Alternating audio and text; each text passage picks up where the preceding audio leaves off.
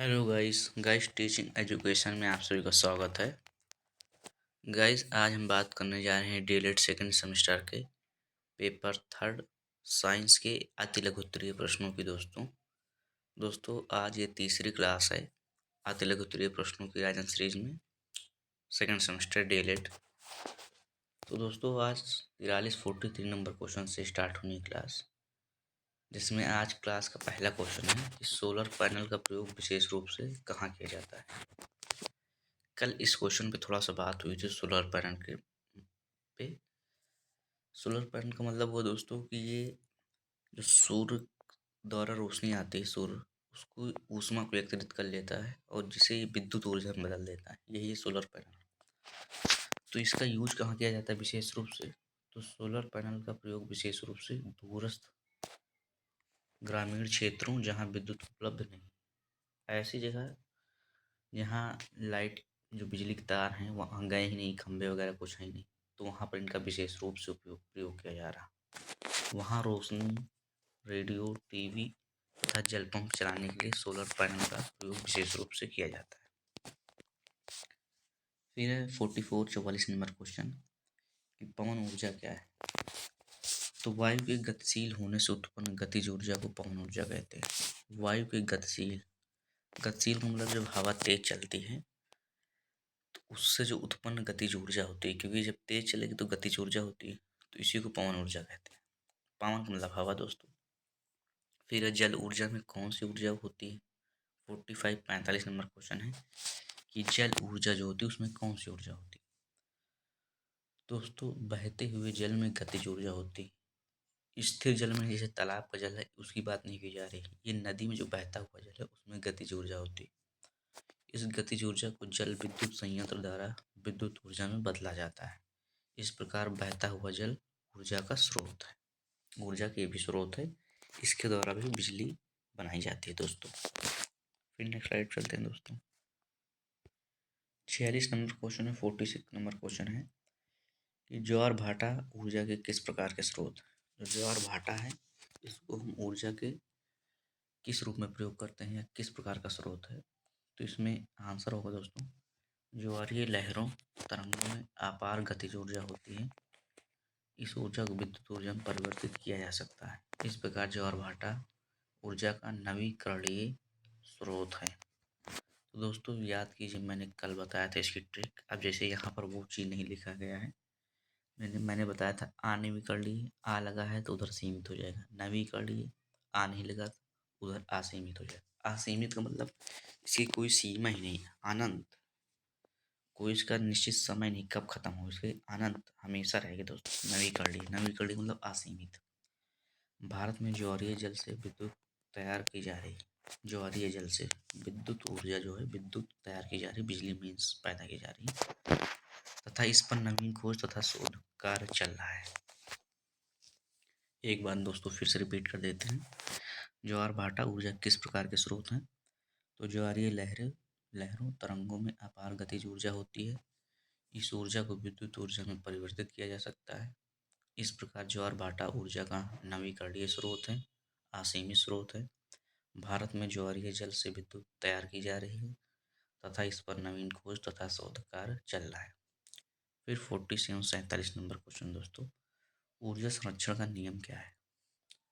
तो ऊर्जा संरक्षण के नियम के अनुसार ऊर्जा का विनाश नहीं होता, मीन्स विनाश का मतलब नष्ट नहीं होती दोस्तों ऊर्जा,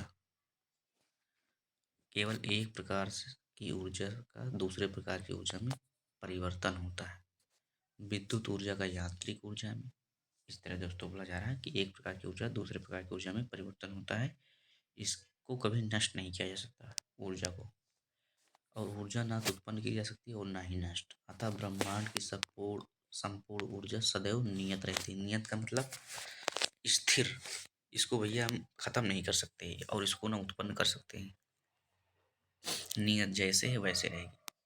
फिर 48 नंबर क्वेश्चन है, सरल मशीन किसे कहते हैं। तो ऐसे साधन जो कार्य में सरलता, सुविधा एवं तेजी से कार्य करने में सहायक होते हैं, सरल मशीन कहलाते हैं। सरल मशीन का मतलब जैसे मतलब सिंपल भाई, कठिन कार्य को आसान में, जैसे भाई कल्टीवेटर की जगह हैरो का आना या हैरो की जगह रोटावेटर का आना। कल्टीवेटर क्या करता था आप लोग जानते होंगे दोस्तों, मिट्टी को पलटने का काम करता है। और जो हैरो है ये बिल्कुल खरपतवार को काट देता है दोस्तों, बड़े बड़े खरपतवार को। और रोटावेटर है उससे भी आसान, वो बिल्कुल महीन कर देता है मिट्टी को। फिर नेक्स्ट क्वेश्चन पे चलते हैं दोस्तों, नेक्स्ट स्लाइड पे। 49 नंबर क्वेश्चन है कि सरल मशीन का एक उदाहरण प्रस्तुत कीजिए। तो यहाँ पर तो चाबी बताया गया दोस्तों, सरल मशीन का चाबी। फिर 50 नंबर क्वेश्चन दोस्तों, सरल मशीन के प्रकार बताइए। तो सरल मशीन निम्न प्रकार की होती है: तोलक, पेच, घिरनी, झुकाता, पहिया और धुरी।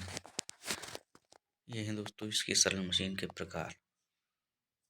फिर दोस्तों 51 नंबर क्वेश्चन है कि घिरनी क्या है।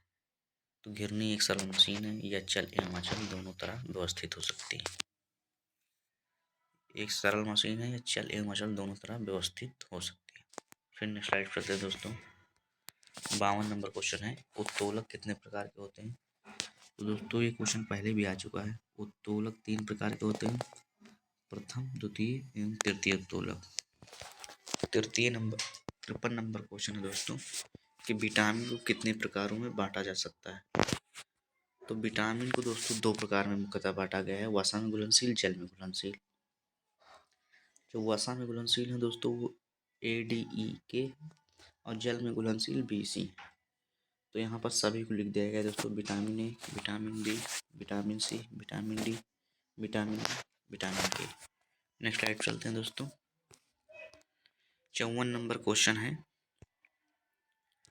53 नंबर तक क्वेश्चन हो गया। तो 54 नंबर क्वेश्चन है, किसी एक ऐसे भोज्य पदार्थ का नाम बताइए जो मात्र जंतुओं से प्राप्त होता हो। तो दूध हो जाएगा दोस्तों, ये और किसी चीज़ से प्राप्त नहीं किया जा सकता। और भी बहुत सारी चीज़ हैं यहाँ पर, लेकिन यहाँ पर इसमें दूध ही होगा दोस्तों, और तो बहुत मुश्किल है क्योंकि जंतु से हाँ दूध ही दोस्तों। 55 नंबर क्वेश्चन है कि शरीर वर्धक भोजन किसे कहते हैं। तो प्रोटीन युक्त भोजन को शरीर वर्धक भोजन कहते हैं। प्रोटीन, जिसमें प्रोटीन युक्त का मतलब होता है दोस्तों जुड़ा हुआ, युक्त का मतलब प्रोटीन युक्त, प्रोटीन उसमें शामिल है दोस्तों। प्रोटीन युक्त भोजन को शरीर वर्धक भोजन कहलाता है।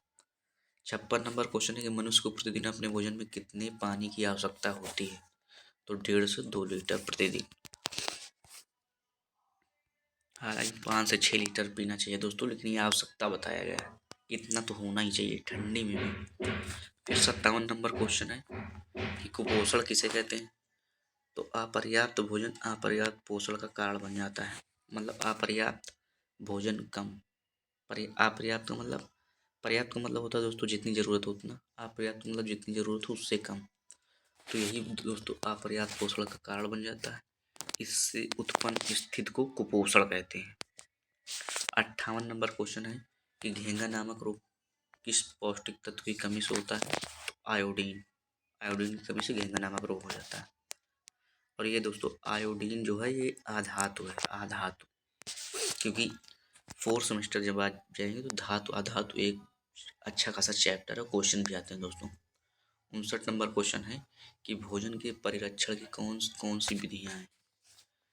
भोजन के परिरक्षण की प्रमुख विधियाँ: अंतराल से उबालना और ठंडा करना, सुखाना, अचार तैयार करना, डिब्बी बंदी करके ठंडा करना, रसायनों द्वारा। ये सब दोस्तों भोजन की परिरक्षण की प्रमुख विधियाँ हैं।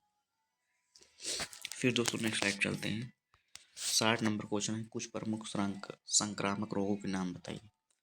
संक्रामक का मतलब होता है दोस्तों जो एक व्यक्ति से दूसरे व्यक्ति में फैल जाए। तो इसमें हैजा है दोस्तों, टीबी है, खसरा है, टाइफाइड है, डिप्थीरिया है, पेचिस है, सुजाक है, पीलिया है, प्लेग है, चेचक है, कुकर खांसी है तथा टिटनेस। ये दोस्तों संक्रामक रोग हैं, फैलने वाली बीमारियां हैं दोस्तों। फिर 61 नंबर क्वेश्चन है, शारीरिक व्यतिक्रम किसके कारण होता है। शारीरिक व्यतिक्रम का मतलब दोस्तों दिव्यांगता भी बोल सकते हैं इसे। दिव्यांगता मतलब विकलांगता, क्योंकि विकलांगता वर्ड हटा दिया गया है, दिव्यांगता वर्ड यूज किया जाता है। तो इसमें हो जाएगा दोस्तों दूषित भोजन, दूषित वातावरण तथा सूक्ष्म जीवों के प्रकोप से शारीरिक व्यतिक्रम होता है। प्रकोप का मतलब अधिकता, सूक्ष्म जीवों की अधिकता होगी दोस्तों।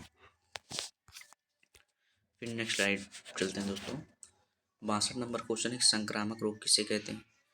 दोस्तों मैंने बताया अभी पीछे कि संक्रामक रोग ऐसा रोग होता है जो किसी एक व्यक्ति से दूसरे व्यक्ति तक प्रत्यक्ष या अप्रत्यक्ष रूप से पहुंच जाता है। मीन्स हम आपसे मिल रहे हैं, बात कर रहे हैं, तो उसके द्वारा आ जाए तो ये प्रत्यक्ष हुआ। और अप्रत्यक्ष का मतलब जैसे हमें जुकाम है, हमने आप दूर खड़े हैं और हमने छींका या कुछ भी हुआ तो जो हवा के द्वारा पहुंच जाता है, तो ये अप्रत्यक्ष रूप से। फिर 63 नंबर क्वेश्चन है कि वर्धी प्रजनन किसे कहते हैं। तो वर्धी प्रजनन प्रायः पौधों में पाया जाता है। जब पौधों के वर्धी भाग जैसे जड़, तना और पत्ती से नए पौधे का जन्म होता है, तो इसे वर्धी प्रजनन कहते हैं। मतलब जैसे जड़ है, तना है तथा पत्ती से नए पौधे का जन्म किया जाए तो इसे वर्धी प्रजनन कहते हैं। इसमें गुलाब आ जाएगा दोस्तों, आलू आ जाएगी, ये सब दोस्तों वर्धी प्रजनन। फिर 64 नंबर क्वेश्चन है, संचारी रोग किसे कहते हैं। वह सभी रोग जिनके तत्कालिक कारक सूक्ष्म जीव हैं तथा ये रोग एक दूसरे मनुष्य तथा छुआछूत के कारण फैलते हैं, उन्हें संचारी रोग कहते हैं। उम्मीद करता हूँ दोस्तों आज सभी क्लास पसंद आई होगी। दोस्तों वीडियो को लाइक और चैनल को सब्सक्राइब कर दीजिएगा और ज़्यादा से ज़्यादा शेयर कर दीजिएगा। आप सभी अपना ख्याल रखिएगा। थैंक यू दोस्तों, हम लोग नेक्स्ट क्लास में मिलते हैं। Thank you.